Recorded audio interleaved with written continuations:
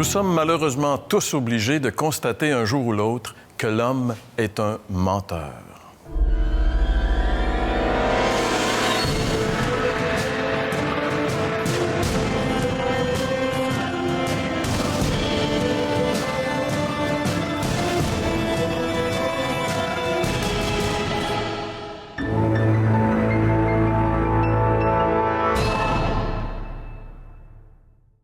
Bonjour et bienvenue à l'émission L'heure de la bonne nouvelle. Notre thème cette année, Libérer pour vivre libre.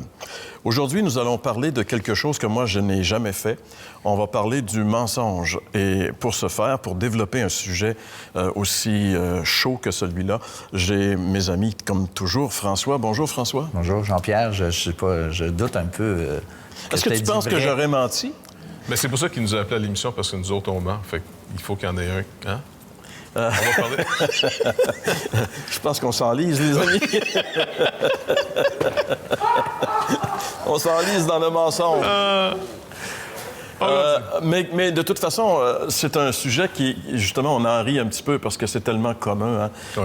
Lorsqu'on parle de mensonges, on a tous, à un moment donné, menti dans notre vie, puis on a tous été victimes de mensonges également. Ça fait partie, on dirait, de la culture, de notre culture d'être humain, simplement, de ne pas toujours être franc dans nos propos. Et toi, François, tu étais justement allé tester ce que les gens pensaient de ça. Oui. Bien, j'ai posé la question, pourquoi les gens mentent? Et puis, comment on se sent lorsque on se fait mentir? On écoute ça ensemble.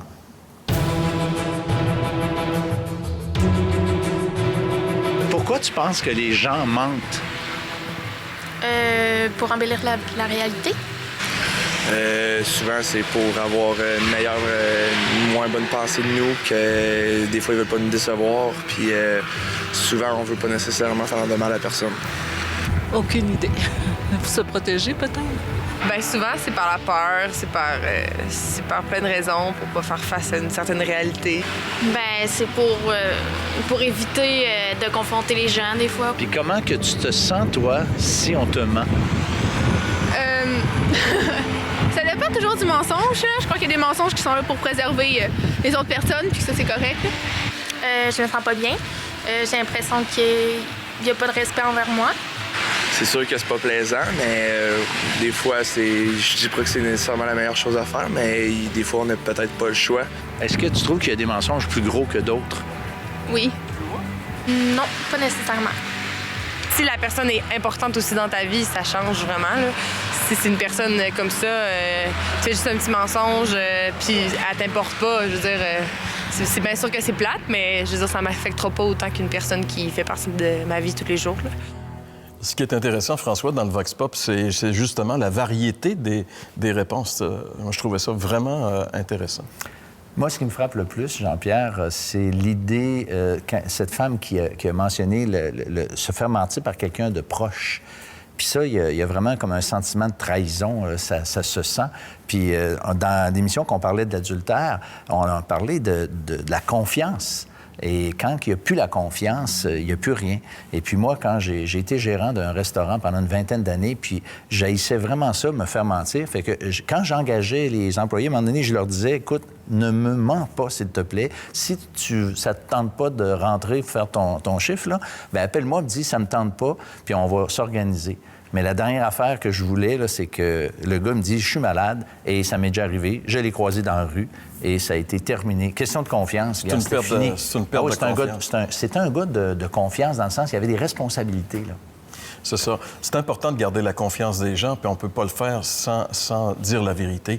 Et c'est pourquoi, Jeff, j'aimerais qu'on conserve ta confiance, là, et que tu nous dises avec franchise pourquoi on ment.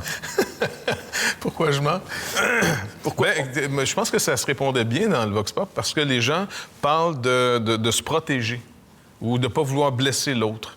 Donc, on voit qu'on ne vit pas dans un monde où c'est facile de vivre dans la vérité. D'abord, il faut avoir un comportement parfait pour ne pas mentir, en partant. 2, le mensonge préserve le peu de relations qu'on peut avoir. Parce que dire trop, entre guillemets, la vérité sans diplomatie, sans amour, peut aussi briser la confiance. Puis, on a peur.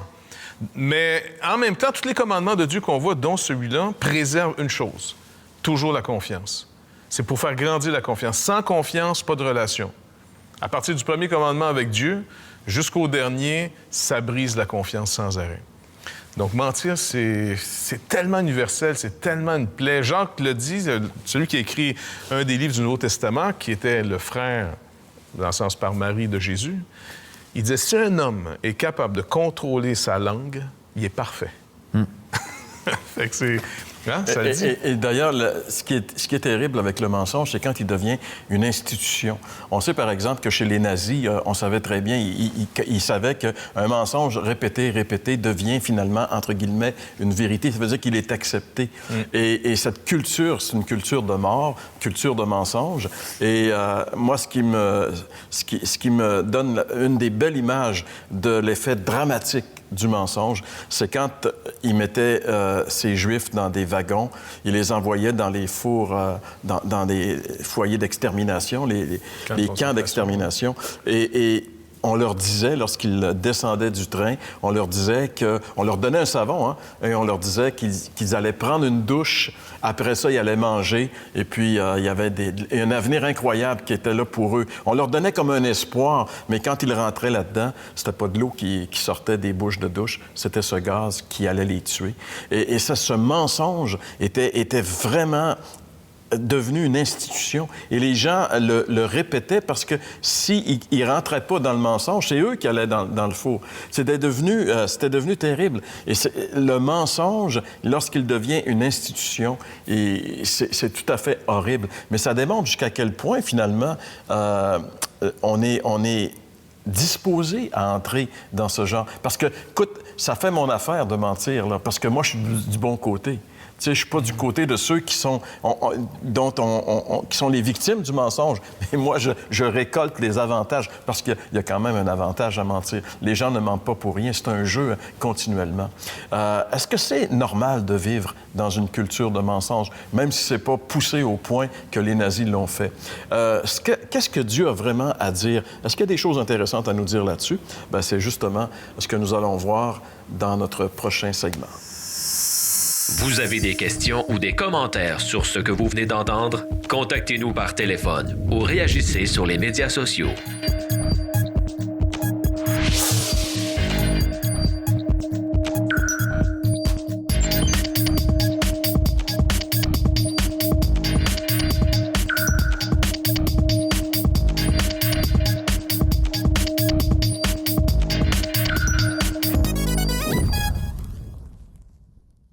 La série complète sera disponible sur DVD dès la fin de la saison.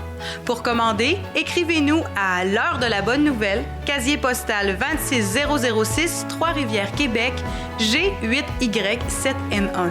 Vous pouvez également le faire par courrier électronique à info@hbn.ca. Eh bien, si on veut connaître le point de vue de Dieu sur quoi que ce soit, il faut retourner à la parole de Dieu, la Bible. Et encore une fois, dans la liste des 10 commandements, dans Exode chapitre 20, il est dit ici, « Tu ne prononceras pas de faux témoignages contre ton prochain. » Voilà ce que Dieu dit à propos du mensonge. « Tu ne prononceras pas de faux témoignages contre ton prochain. » Et si Dieu a dit ça, c'est parce qu'il savait très bien que l'homme avait cette tendance naturelle à dire des choses mauvaises contre son prochain, ou enfin, dire des choses qui ne sont pas vraies. Et ça aussi, ça affecte les gens. Et la première fois qu'on entend le mensonge dans la Bible, c'est lorsque le diable, Satan, le menteur, le calomniateur, d'ailleurs, c'est ce que veut dire le mot Satan, le calomniateur, le mot diable, diabolos en grec.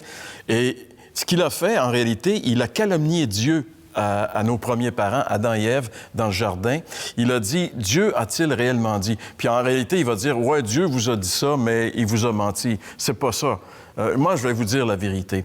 Et malheureusement, Adam et Ève se sont laissés séduire par ce mensonge. Et lorsque Jésus, beaucoup de siècles plus tard, parle aux leaders religieux de son temps, il leur dit ceci. Il dit, vous avez pour père le diable, et vous voulez faire ce que votre père désire. Il a été meurtrier dès le commencement. Il ne s'est jamais tenu dans la vérité parce qu'il n'y a pas de vérité en lui. Quand il dit des mensonges, il parle de manière qui lui est naturelle parce qu'il est menteur et le père du mensonge.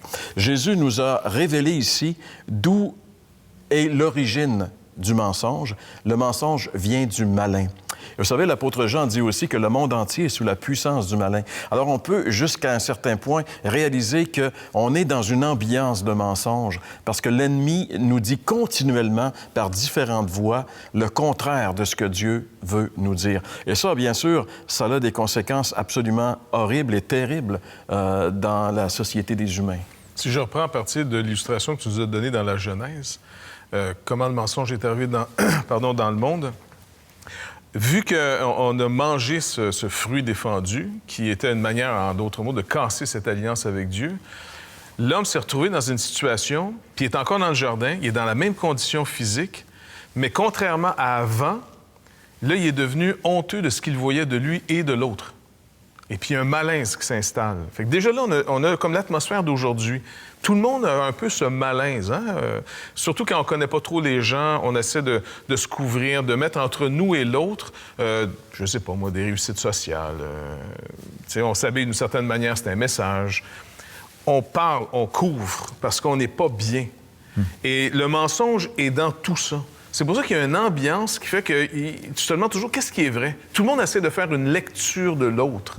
Est-ce qu'il me dit la vérité? C'est comme une grosse mise en scène. Oui, exactement, oui. Et c'est pour ça que souvent, quand quelqu'un nous parle de lui, on trouve ça quasiment malséant. Là, on est mal à l'aise parce que l'autre se met de l'avant, il va parler de ces choses. Et vous allez remarquer que le faux témoignage, le témoignage contraire à l'autre, c'est souvent de parler contre quelqu'un. Puis je parle pas juste de la médisance, que c'est le classique, parce qu'on dirait que ça, c'est une conversation qui vient assez rapidement. On aime entendre les mauvaises nouvelles sur quelqu'un. On aime entendre les mauvaises nouvelles sur les vedettes ou les politiciens. On se nourrit de ça tous les jours avec des informations souvent. Mais une forme de mensonge beaucoup plus subtile, c'est qu'aucun d'entre nous, à moins d'être vraiment délivré, on est tous en train de parler dans le mensonge dans lequel on est tous prisonniers. C'est pour ça que c'est même dur de donner des compliments et c'est dur de les recevoir parce qu'on ne sait pas si quelqu'un nous trompe. Est-ce qu'il me séduit? Il me pense-tu quelque chose? Donc, ça, c'est cette atmosphère, comme tu dis. Il y a cette atmosphère générale. Pas évident. C'est ça. Bien, le problème est vraiment universel, OK? Il y a un verset dans la Bible qui dit, grosso modo, ceci. Il dit que Dieu soit reconnu pour vrai et tout homme pour menteur. Et d'une façon intrinsèque, en nous-mêmes, on veut pas... on ne veut pas être confronté avec la vérité. On veut simplement évacuer cette vérité-là. Mais Dieu s'est révélé, puis même la Bible, elle dit être la vérité. Et nous, on a toutes sortes d'excuses. Quand je dis nous, le monde en général, on a toutes sortes d'excuses pour rejeter Dieu. Et puis, quelqu'un avait déjà dit à un moment donné, tu parlais du diable, puis je sais que c'est pas très, très, très populaire, et puis on a l'air un petit peu bizarre de parler de ça. Mais la Bible en parle, puis quelqu'un disait, c'est à peu près le plus gros mensonge qui a réussi de faire croire qu'il n'existe pas. On le voit juste, c'est rendu folklorique, c'est vraiment une joke. Même c'est rendu, l'existence même de Dieu est tournée en ridicule, là, que de croire que Dieu existe, c'est déjà pas fort. Fait que on a ce diagnostic de Dieu qu'on est fondamentalement menteur dans le sens qu'on ne veut pas la vérité. Jésus a dit dans l'Évangile, à un moment donné, il dit, vous ne voulez pas venir à moi pour avoir la vie parce que vos œuvres sont mauvaises. Vous êtes des menteurs, vous êtes des hypocrites nés et vous ne voulez pas avoir le vrai diagnostic de Dieu. Mais il y en a un diagnostic. Dans les années 60 ou 70, un chanteur français qui s'appelle Guy Béard avait composé une chanson et ça disait, grosso modo, le premier qui dit la vérité, il doit être exécuté. Oui, je me rappelle. Et il parle de plusieurs cas comme ça, puis finalement, il cite Jésus en disant ce jeune homme de 33 ans qui montait le Golgotha, il va se faire exécuter parce que lui, il a dit la vérité. Et la Bible nous dit que Jésus, c'est le véritable. Lui, il dit toujours la vérité. Et la seule façon de sortir de cette ambiance de mensonge, de cette culture du mensonge, c'est de vraiment connaître la vérité, de connaître celui qui est véritable, de connaître Jésus. Il est venu comme la vérité dans le mensonge. En réalité, il est venu comme la lumière dans les ténèbres.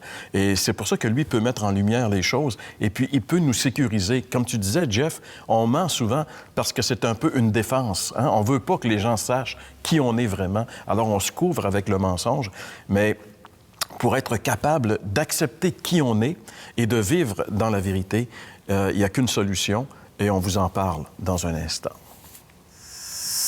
Vous avez des questions ou des commentaires sur ce que vous venez d'entendre? Contactez-nous par téléphone ou réagissez sur les médias sociaux.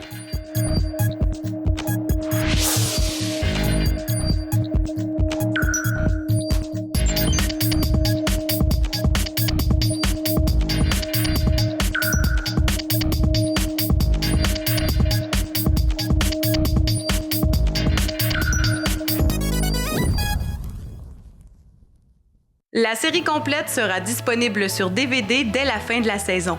Pour commander, écrivez-nous à l'heure de la bonne nouvelle, casier postal 26006, Trois-Rivières, Québec, G8Y7N1. Vous pouvez également le faire par courrier électronique à info@hbn.ca.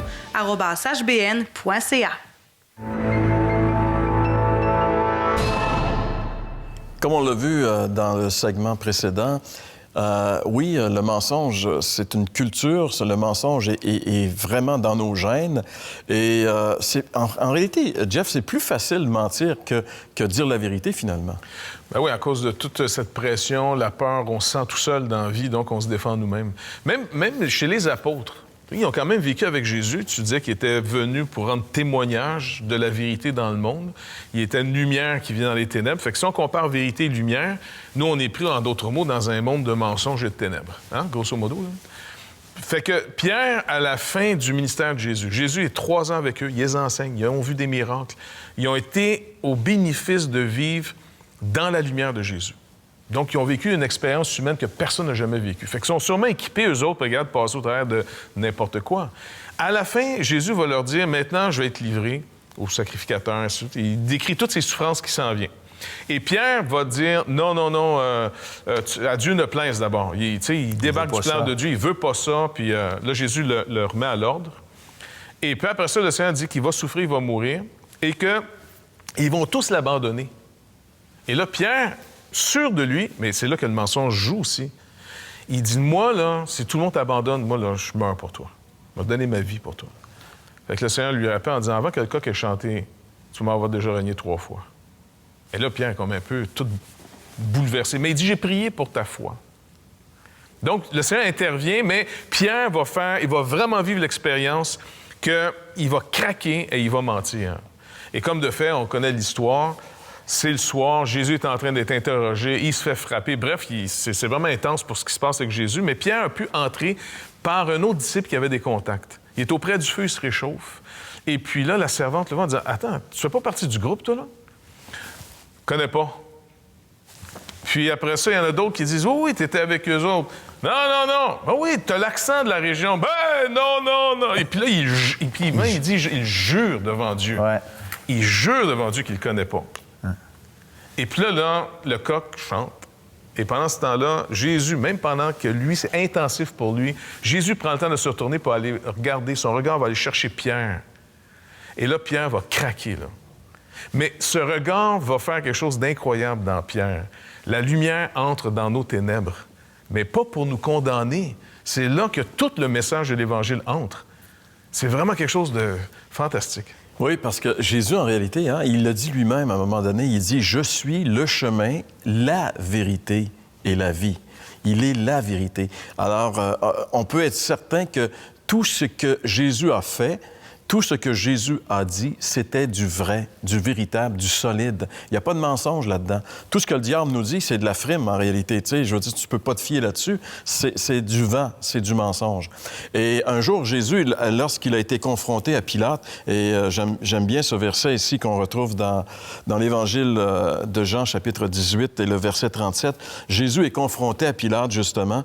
Et Pilate, c'est le leader, c'est le représentant des Romains, de l'Empire romain qui règne à ce moment-là. Et Pilate, c'est un homme politique.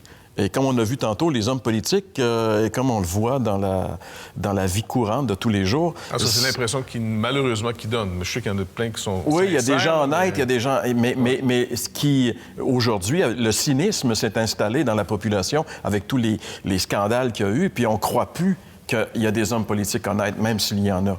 Et du temps des Romains, c'était la même chose également aussi, mais sauf que là, il y avait peut-être plus de gens qui étaient menteurs, qui étaient vrais. Alors, de toute façon, Pilate dit à Jésus, « T'es donc un roi. » Jésus répondit, « Tu le dis, je suis roi, je suis né, je suis venu dans le monde pour rendre témoignage à la vérité. » Jésus est venu spécifiquement pour témoigner de la vérité. Quiconque appartient à la vérité, écoute ce que je dis.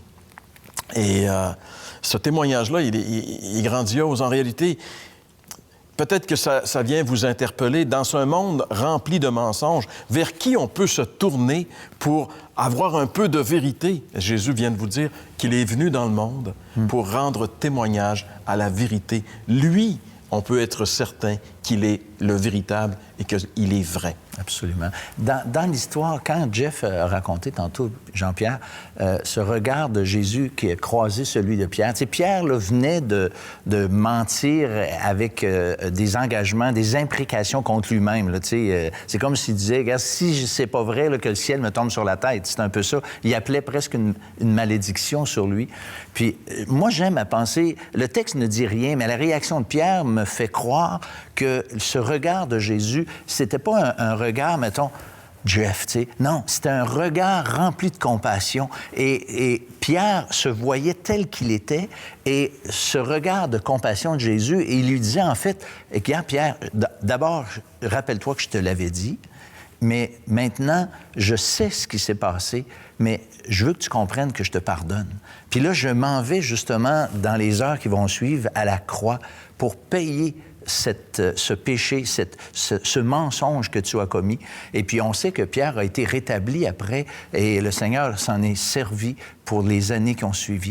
Et vous qui écoutez cette émission aujourd'hui, j'aimerais que vous réalisiez que la même opportunité nous est aussi offerte. Le Seigneur veut nous pardonner. Il connaît le fond de nos cœurs. Il sait à quel point on est malhonnête au fond, même face à lui.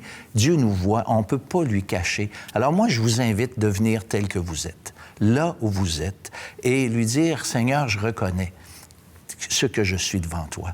Mais je réalise aujourd'hui que le même regard que tu as jeté sur Pierre, tu l'as aussi pour moi. Ton regard rempli de compassion. Et Seigneur, je viens à toi et je m'abandonne entre tes mains. Tout simplement.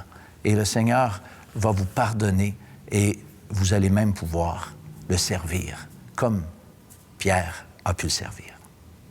Vous aimeriez entendre le témoignage de gens transformés par le message de l'Évangile? L'heure de la bonne nouvelle vous invite à participer à un des nombreux déjeuners de l'espoir. Ces déjeuners ont lieu dans plusieurs restaurants réputés de la province et vous sont offerts tout à fait gratuitement. Pour connaître les détails concernant l'endroit, la date et l'heure pour votre région, composez le numéro sans frais 1-866-509-1319 ou consultez le site web www.déjeuner.org. Communiquez avec nous pour recevoir gratuitement le calendrier de méditation Bonne Semence. Vous y trouverez chaque jour un passage tiré de la Bible ainsi qu'une courte méditation. Vous pouvez le faire par courriel à info@hbn.ca, par la poste à l'heure de la bonne nouvelle, casier postal 26006, Trois-Rivières, Québec, G8Y7M1 ou encore par téléphone au 1-866-509-1319. La série complète sera disponible sur DVD dès la fin de la saison. Pour commander, écrivez-nous à l'heure de la bonne nouvelle, casier postal 26006, Trois-Rivières, Québec, G8Y7M1. Vous pouvez également le faire par courrier électronique à info@hbn.ca.